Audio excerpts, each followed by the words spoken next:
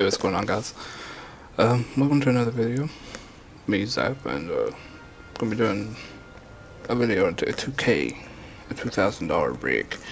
And this is really whenever you start to see diminishing returns on price to performance, but you do get better parts. And in the background, it's gonna be some Star Wars: The Old Republic, Warzone. I try and use different games in each video, and so I figured I'd do this when I seen it on my desktop, and I don't know, I haven't played it since it came out, so it's been about a year since I played the game, and it's pretty awful, I won't lie. But let's get on to the actual video about the PC and stuff like that. So we're gonna start out with a AMD rig, and for the motherboard we're gonna use the Crosshair 5 Formula Z. Awesome motherboard by ASUS. Just the bomb diggity. This is gonna be like, you know, the best of AMD kind of deal, so it's whatever. And so for the processor, of course, we're gonna use an 8350, and for the case, we're gonna wrap it up in a Cooler Master half XM. Not bad. Gonna be using two MSI 7950 twin frozers, three the OC ones. The 3 gig card 7950s. I mean, so it's gonna be nice and cool, and it's gonna be awesome. And power supply, we're gonna use a Cooler Master Pro, 850 watt. I think that's what. No, it's 1,000 watt. I lied. 1,000 watt. A little bit overkill, but you'll see why. So we're gonna use that. And then for an SSD, I mean, I'm probably gonna get a lot of hatred for this, but for the SSD, though, we're gonna use an Intel 520, 120 gig. And the reason I went with the Intel SSD is just because they make probably the best, most reliable SSDs, and this is a great one. And then for the RAM, we're going to use the G.Skill Ripjaw X Series 1866, use 16 gig of it. Storage drive, we're going to use a Western Digital Blue drive, 1 terabyte. And then we're going to use, you know, like a Samsung OEM DVD burner. You don't have to get that. So I mean, that right there is the actual the PC and stuff, and that comes out to about $1,700. But as you know, I didn't throw in a cooler, and the reason is because I'm going to recommend the XSPC 360 rag kit. It's about $300, but it'd be a great intro to you building your own actual water cooling loop. And it comes with everything in it. It comes with 60 mil thick, 360 mil radiator. It comes with, you know, 3 fans, your tubing, your water block, pump, and res. And it will fit in the half XM. I should say should. I mean, you could switch it up and go with like a half 932 and it'd fit easily. Or, you know, if you want to go to some other case that you liked better, this is just the one that I recommended. And, you know, switch your own water cooling loop that way. You know, maybe down the road you wanted to, say, water cool your video cards. You could buy the blocks and do that and whatnot. So, I mean, this right here, like I said, 2K rig. Could have went with two 7970s and not done the water cooling loop and been at 2K, but I figured it'd be nice, you know, because I mean, if you're gonna put $2,000 into a system, you might as well have your own loop. I mean, a custom loop, and plus it's gonna be cool, and everybody's gonna hate you. Well, I mean, they won't hate you; they'll envy you. So, you know, that's always the way to be. You always want to be envious. The people you want to be like, yeah, that's my system, yeah, or whatever. Alright, so for the Intel part, yeah, I'm gonna go ahead and I recommend like the same kind of things.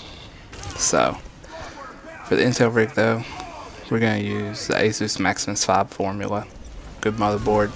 It's an EATX. For the case though, you're probably gonna want to get something bigger than the half XM.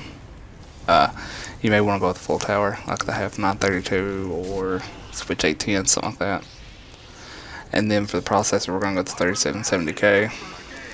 And for the video cards, we're going to go to 7950s. They're $300 a piece. So, I mean, or they're balling. Or you could get like one 7970, one 680, whatever. Or, you know, you could get your two 660 Ti's and be balling like that. I just, you know, went dual video cards on this one. And I went to 7950s. For the power supply, we're going to use an 850 watt Corsair HX 80 plus gold, muy bien. We're going to be using the same SSD, we're going to go with the Intel 520, 120 gig. It's super fast. For the RAM, we're going to use G-Skill Sniper Gaming Series. We're going to use 1600 instead of 1866, that way you can overclock it. I've found that whenever I do Ivy Bridge overclocking, especially in my system, if I have 16 gigs at 1866, I can only get 4.2 gigahertz. So we'll drop it down to about 1600. Probably be able to get a little bit more out of your processor. And then for the storage drive, we're going to use the same storage drive, and the same whatever. And then this comes out to about 1800. And then if you wanted to, go with one video card or whatever, save about $100. And this is going to be a little bit more than 2000. I'm going to also recommend, like I said, the custom water cooling loop that you can do, like the XXPC. You can do that, or there's a Phobia kit, SwiftTech, I think EK makes one. So there's a lot of intro kits that you can do that come with everything you need to start your own loop. And so I mean, that's about it for 2000. I mean, I don't want to do like a build any higher than that. Like, I'm probably going to end up building a new build here in a couple months, and I'm probably going to keep mining anywhere between $2 to $3 grand. And might do more, I don't know. When that time comes, we'll cross that bridge. But that's my thoughts. Now, been getting some messages about people talking about the 8350 being faster than the 3570 and the 3770, and some things it is. The 8350 got a lot of flack whenever it first came out, and it has its own little niche. For $199, 8 core, it comes out 4 gigahertz, and you can overclock it to like 5. I'm telling you, I mean, it's just the way to go. Especially if you're going to do anything that requires more cores, rendering, streaming. It lays waste in streaming.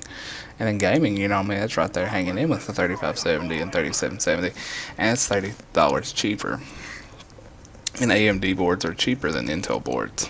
They don't have some of the features, like they just now released 3.0, PCI 3.0 for AMD boards. So, but the video is coming to an end. I hope this helped. If you have any questions, let me know, and I'll answer them to the best of my ability. And hopefully I can do a how-to build here sometime in the next coming months, maybe for the summer. So, peace out. Have a good day. Later.